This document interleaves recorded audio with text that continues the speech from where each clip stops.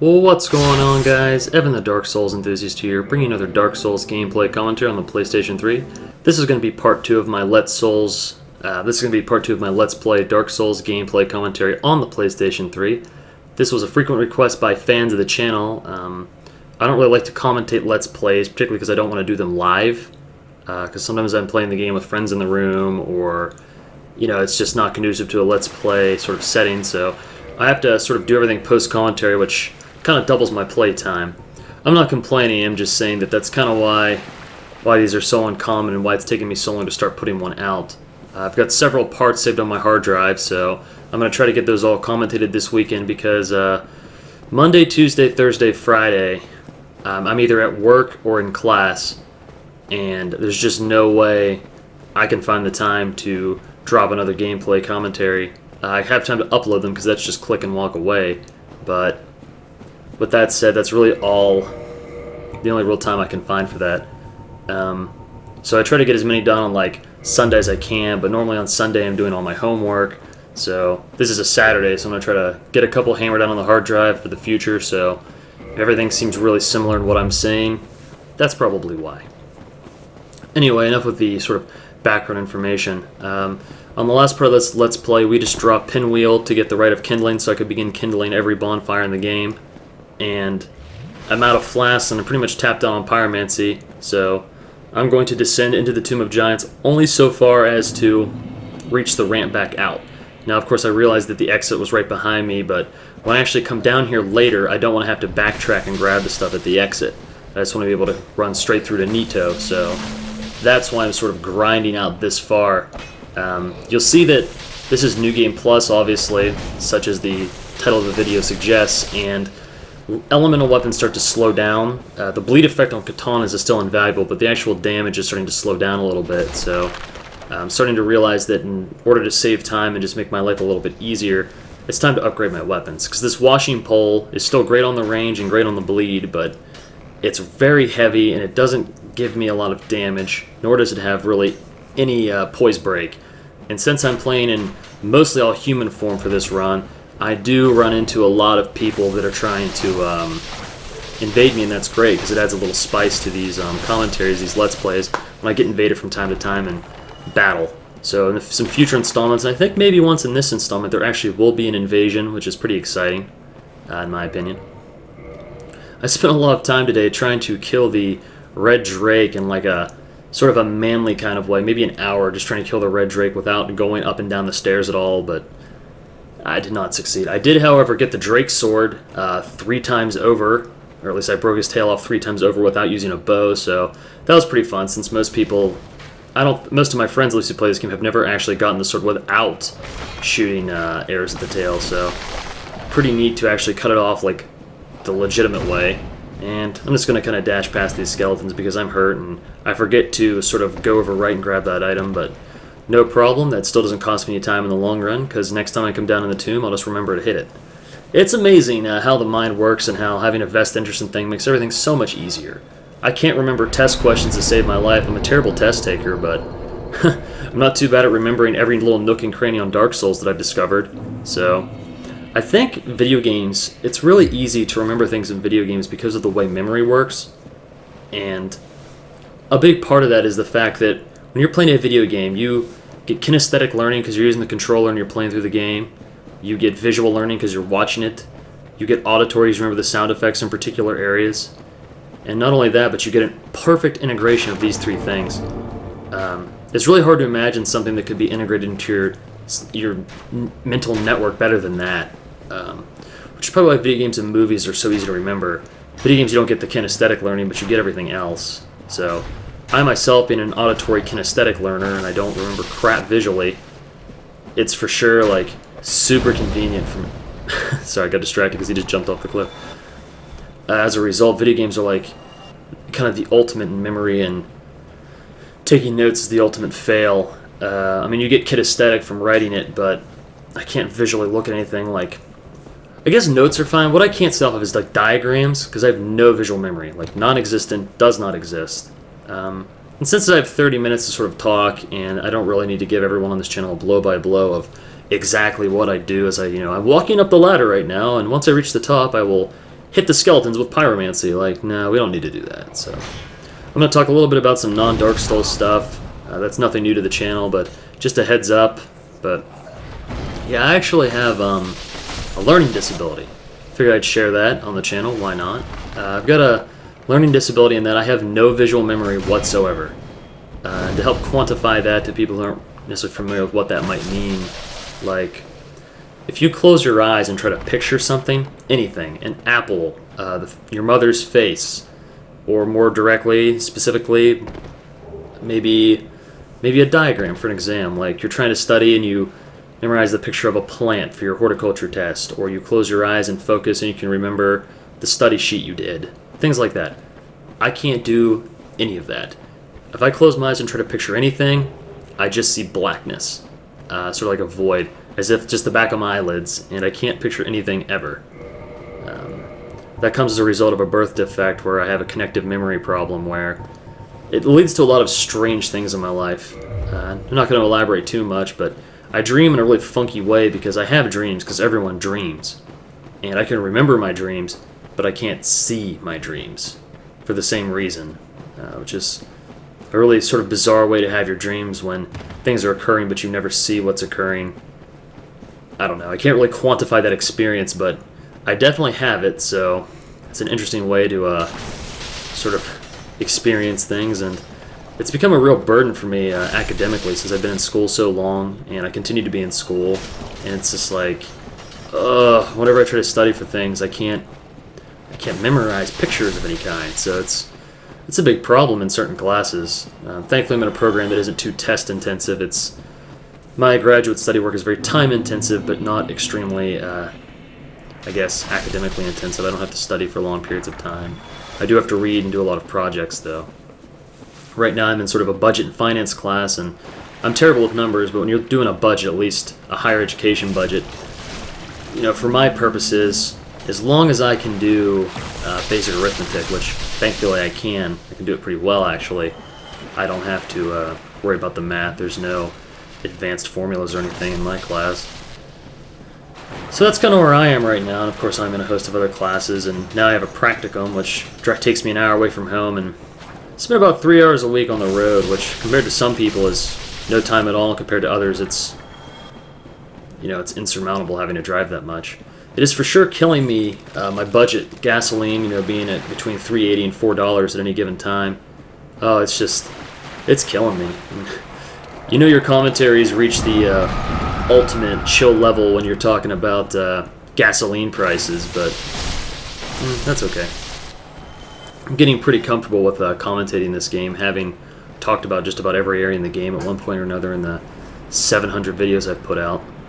That's not to say for the rest of my Dark Souls videos I'm not going to talk about strategy or mindset or mentality, etc. It's just, when I'm going back through areas like this, there's just not a whole lot of need to quantify what I'm doing to you guys. It's on the screen, and more importantly, it's just not that interesting. This is why I kind of shied away from the Let's Play model, is the fact that I felt like everyone would get really bored watching me climb out of the Tomb of the Giants and stuff like that. But at the same time, I went ahead and decided it would be nice to have a 99% of my gameplay on this character actually posted on the channel. The only things that are going to be edited out is when I sometimes throw crap in the item box or stuff like that.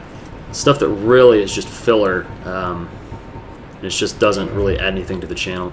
And I'm putting my homeward bone back on my tab for invasion warnings because the bone will gray before the quit game option grays, at least when I play. Some people reported to me that that's false information, but I don't want to tell you guys. I have video proof that my bone goes gray and I can still quit out. So clearly, in the case of Ego Xeno's Dark Souls, it still holds true. I'm getting I'm almost level 100 on Ego here, and I still haven't decided what weapon I'm actually going to use. I know the next weapon I'm going to upgrade to is going to be the Black Knight Sword. I'm going to wind up with at least 45 dexterity, and this is a no buff character, so we might actually wind up using a Chaos Blade, which it's an okay weapon. It's got good range, and it's usually used for those Sephiroth PvP videos people put up. I don't really mind it, the fact it deals damage to you, but I don't know. I really don't. Not a huge fan of katanas in general. I have no doubt that they're good. I've lost to them enough, but I don't seem to have a lot of success with them. I seem to do much better with stuff that stun locks. And it's not the stun lock that I need, it's the fact that when I use katanas, I get stun locked and killed. Whereas I have no option to stun lock them because my weapon just doesn't do that. And of course, here we're going to start kindling all the bonfires. This is something that probably all players should do because there's really no advantage from stockpiling soft humanity in your meter because it doesn't carry over to the next game. That's why you never see me doing like 99 humanity on most of my PvP videos, because I've actually not fully completed very many characters. Ellie is probably the only character that was fully completed because the fact that her attunement slots are wasted on somewhat unexciting spells like the Sun Lances and stuff like that. And she's a 50 Faith build, so you get to use like a Faith S-Stock and stuff like that. When you talk about stat scaling, different stats kind of level out at different points. I've discovered I don't really have like an exact science to it. I'm sure I could find it on a wiki or a message board, but in my experience, dexterity scales really well until about 40, and then it starts to taper off really bad. So because I'm going to 45 dexterity for the casting breakpoints on pyromancy, you know, there's kind of 5 points that just aren't going to add a whole lot of damage. Strength, on the other hand, seems to be able to go a little bit past 40 and still be viable, but not to a huge degree. That was at least my experience with it. If I'm talking out my butt here, someone let me know in the comments so everyone can see. I know I've said some things in some other commentaries that were not true or slightly incorrect or things like that. You guys put that in the comments. That's great. You know, I'm glad that if anybody hears something I say and they're a little confused, someone in the comments might, you know, sort of steer them back on the correct path. I do think I know a good bit about this game because I've played so much of it, but at the same time, I don't know everything. It's a pretty large game, and sometimes I know what I'm talking about and I just speak wrong. George Bush style, maybe? Maybe George Bush never knew. I don't know. Not a place for political commentary. But since I brought up the politics, I do want to throw this out there. I'm actually I typically vote Republican, but I'm sort of an odd Republican because I'm not remotely interested in social issues. I'm very much hung up on economic issues, and I'm sort of a economic conservative, libertarian maybe, but not quite. Anyway, I guess my point is that the candidates this year have really disappointed me, and I'll probably be voting for Mr. Barack Obama, which I'm somewhat content with, but I'm just disappointed that the Republicans couldn't offer me anyone to even consider. Santorum was someone I was completely against since the first day of the election, the primary rather, and I really wanted Ron Paul to get a shot at the White House because I thought Ron Paul could, I don't know if he'd be the best president ever, but I feel like the country stagnated so long that he would at least shake things up. I'm almost at the point now where, like, let's do something even if it's wrong. I know that's like a terrible mentality, but I feel like Congress and the country as a whole has done so little for so long that maybe just having someone that will do something different might at least provoke some new thought in Washington, maybe change the course of things a little bit. I'm not sure, but I know Congress is so gridlocked that the only resolution they can pass is giving themselves a raise. Not that that was, completely unreasonable in my mind. I mean, it's not like they gave themselves an enormous raise, but just a thought about, where I currently am on politics. But yeah, if Santorum was elected, I was, I don't know, but it looks like Romney's going to pull out the primary successfully, and that's great. At least because it's not Santorum, but it makes me really sad because I really wanted Ron Paul. But let's get over it and talk about something else for a little bit, bounce from topic to topic. This will probably be the usual sort of commentary style on these Let's Plays. I can't really commit and say it's going to be like this every time because I've never done a complete Let's Play before, but I know that there's just no way that I could talk about Dark Souls for 10 hours in sort of a stage-by-stage thing. And plus, when I already did a Let's Play, I shared a lot of the information that I wanted to share in my previous commentaries, like my thoughts on shields and things like that. And I talked about what I think is great starter weapons in PvP. Covered a lot of content. Most of it was opinion, but I guess that's the point of a commentary, is to share facts and opinions, a mix of the two. But I think one of the builds that I never really fully explored that I'd like to go back to, and I may not, because as much as I love this game, and I know that this game is really growing my channel, probably more than any other game, which is great. I appreciate that everyone likes these videos and thinks I can put out good Dark Souls stuff, but eventually any good game's got to give. I've played this game so much. Of course, I just don't want a bottomless box glitch or mule over items to different characters and stuff like that. So it takes so long to build PvP characters. There might sort of be a stagnation in the variety. That's just sort of an FYI. So there's definitely be some other games coming to this channel. I don't know if they're going to be RPGs or multiplayer games. I almost went back to the dark side and got on MW3 today, but then common sense took over and I didn't. Which was definitely a good decision. I got on Dark Souls and played this gameplay, and it was much more enjoyable than camping and head glitching behind boxes where the scar would have been, but, you know, whatever. So I don't know what the next game for this channel is going to be. I bought Armored Core 5, and I thought I might commentate that, but, Armored Core 5 was a little... I'm not convinced it's a bad game yet, but it's definitely a game I'm struggling to get into. The single player is pretty awful. The missions are so repetitive. Even for an Armored Core game, the missions are extremely repetitive. And the multiplayer seems kind of broken. Not a large enough community, and none of my friends bought Armored Core, nor do they want to buy Armored Core. So I just kind of stand alone. Here comes probably one of the first edits in this gameplay commentary where I'm going to use the bottomless block glitch, so I'll be back. You're going to see a brief cut in the video. And after that brief edit, we're back. That's one of those things where there's just no point in including in a complete Let's Play or any kind of Let's Play. No one wants to see that. One thing I need to get on in this character is actually, like, figuring out my final build, because once you make a mistake on a build, you kind of get, you know, you're locked into it, especially because the PvP range is like a solid 125, so it's not like you get sort of extra flex points to keep the gravy going. So I definitely know I can safely take dexterity up to 45, and then I don't know what I'm going to do. I could just throw it all into strength and have like a quality build where I just get a big heavy weapon and go run around, but who knows, maybe I'll just go crazy on attunement and just carry massive stacks of like 3 Great Combustion and 3 Fire Tempest. I haven't really decided yet. I know that this character will always have rapiers and stuff like that as a sidearm, because they scale principally on dexterity. 745 dexterity actually allows me to have a quality rapier. But the scaling on a rapier might be so bad that you're better off just making it elemental. I'm not sure. I hate using elemental weapons on characters that haven't been vitality gouged. It just feels like such a waste. Because the best thing about using elemental weapons is having the option to vitality gouge.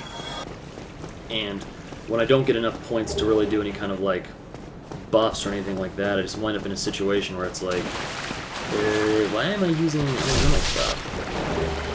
But at the same time, why don't I have a buff?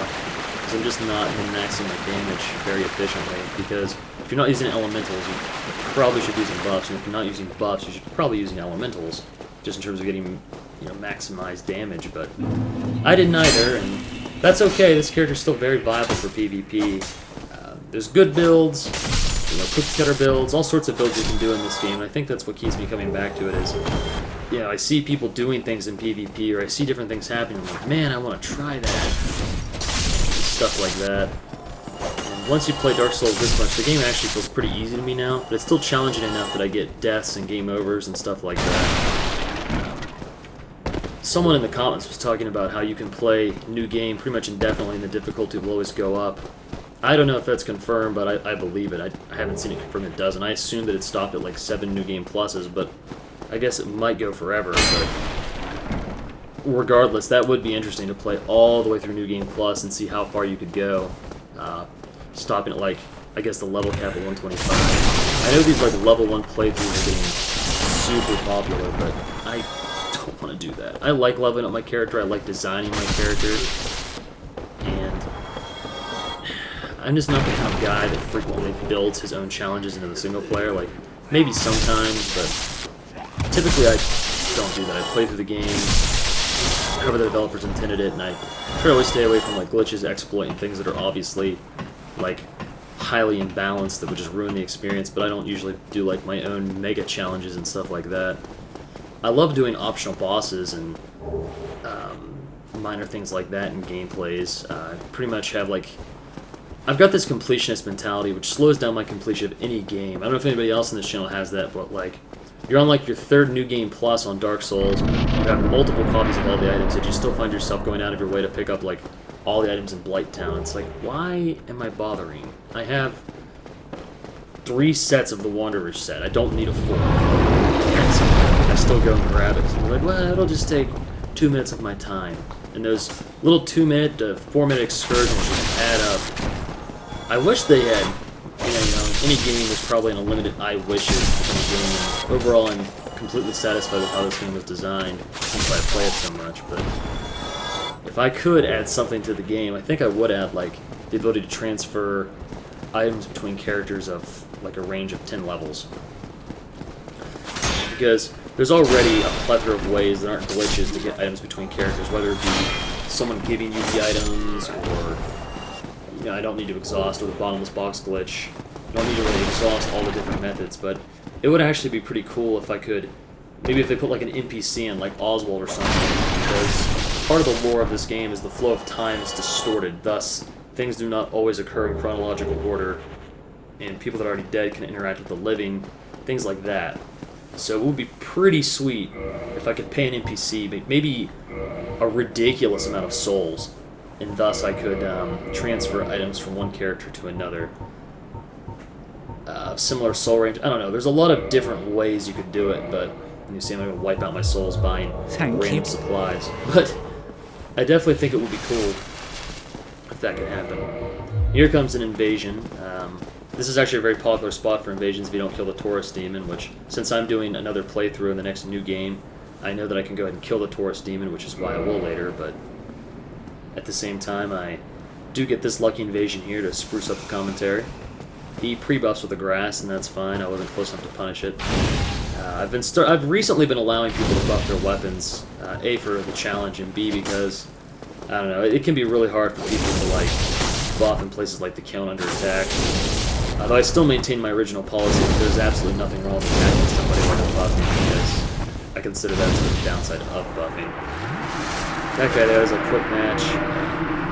You kind of get sprayed down by the Greater Combustion build here, where I've got the Dragon Crest ring and the Dusk Helmet, thus giving me the maximum increase on my Pyromancy, and which was a big theme of this character was, I don't have the Dex pump yet, but pumping Dex so I can quickly cast Great Combustion and throw fireballs and all that good stuff. I'm pretty excited about that, so that's definitely going to be a big theme of this build is, trying to skillfully integrate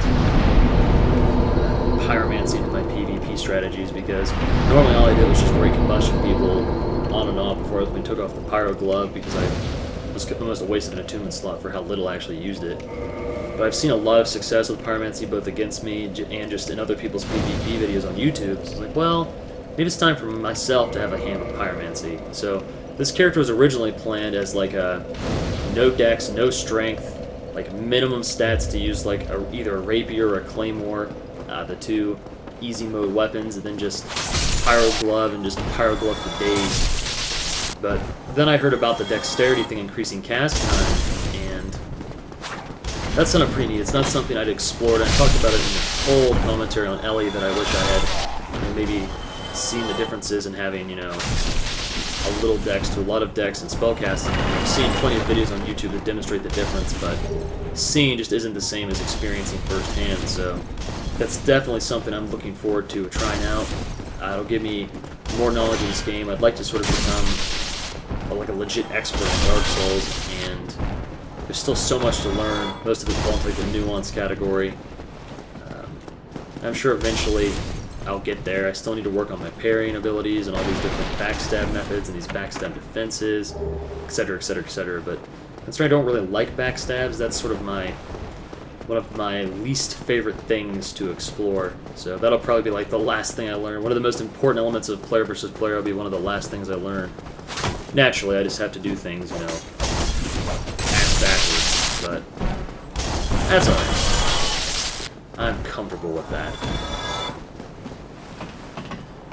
But yeah, it's like vitality's always so useful. I was thinking like, 90 vitality, like 99 vitality, rapier, pyromancy build, like lightning rapier and pyromancy, so I could have 2 elements. It sounded pretty good, and I'm sure it is probably pretty good, but it's also probably a build that's fairly common. Most people probably tone back their vitality because it starts to diminish heavily in the upper levels. But I thought that it'd be pretty uncommon to have like a 99 vitality character, and then like all the items that increase life by 1%. So like you have 99 vitality, Mask of the Mother, Tiny Beans ring is just so bad, but I guess you could use it. Tiny Beans ring. I wonder if there's anything else that actually increases life. I think there is. There's the mask, the ring. Oh, of course, Ring of Favor and Protection. Then you actually wouldn't have the Hornet's ring or the Ninja Flip ring. So you'd have a really, like the ultimate Vitality Gouge, with an Elemental Rapier, and that would pretty much be it. You'd probably have like a Heater Shield or something like that, something super light, because you do 99 Vitality. It sounded fun, but I ultimately opted into this build instead, because I haven't really completed a quality build before. And I guess at 45 decks, I could, even thought of this yet, I could opt into a Great Scythe build. That might be neat. I know a lot of people ask me if this is Scythe a good weapon, and I've never been impressed with it, but maybe I should give it another chance. This character definitely could. Who knows, maybe I could pair some Power Within with it. Power Within, one of the coolest spells in the game. In my opinion, not that useful, but not useless either, which is where I think a lot of spells should be, where they have their purposes, but they're not all-purpose spells. Because there is, you know, most of the projectile magic, combustion, fire touches, things like that, those are your all-purpose spells, and sometimes you want to have things that are just, you know, situational at best.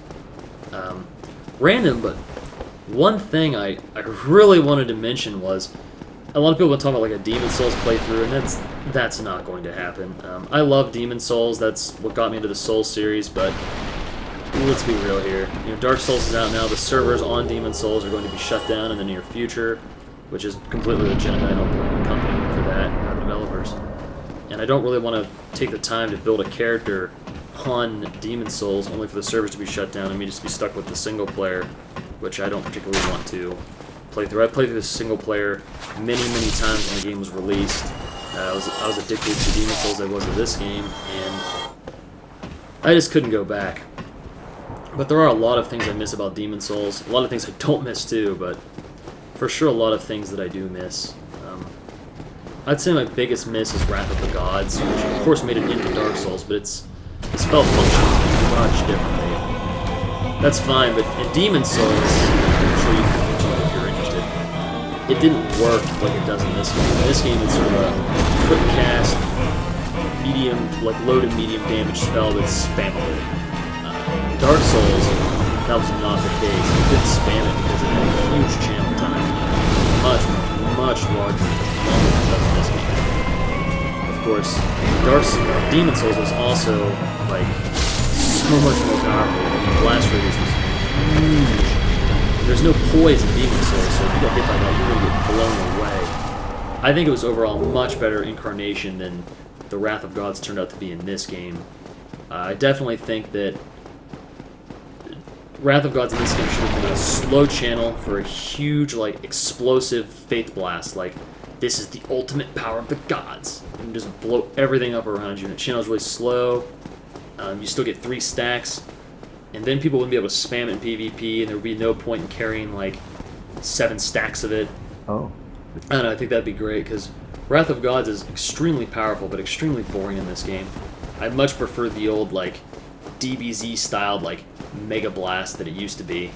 And I also think it should override Poise if it was working the way I wanted to. Like that, I think that'd be a super sweet iteration of the spell.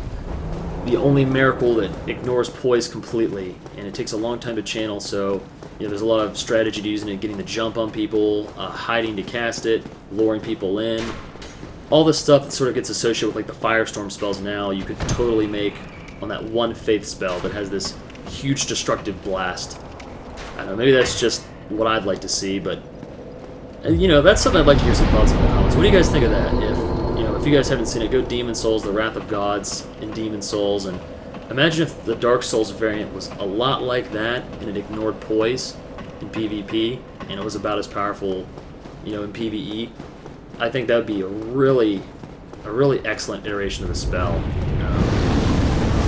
Here's where I'm going to try to take out the Red Drake and totally blow it, which isn't surprising. I lose to the Red Drake more often than not. But in my next video, you'll see me sort of move past the Red Drake. I'm not going to upload the whole 1 hour attempts of failure, but I will upload when I just decided to screw it and went on past him. And so in the next video, we'll go do probably survive 3 invasions and go bring down the Belfry Gargoyles. But alright guys, thanks for watching. Enjoy watching me get scrubbed down by this dragon. I don't know if pyromancy works against that guy, but I know that downward spout of fire always kills me. Shocking. Alright guys, thanks for watching. I'll see everyone next time.